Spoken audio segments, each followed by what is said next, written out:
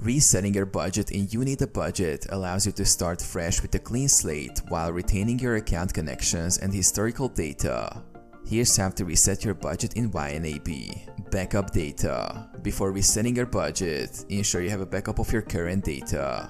This can be done by exporting your budget or taking screenshots of important information. Access settings. Log into your YNAB account and navigate to the settings menu. This is usually found by clicking on your profile icon or username. Select reset budget. Look for the option to reset or start a new budget. In YNAB, this may be labeled as fresh start or start over. Confirm action. YNAB will prompt you to confirm the reset action. Review the information provided and confirm that you want to proceed with resetting your budget. Rebuild budget.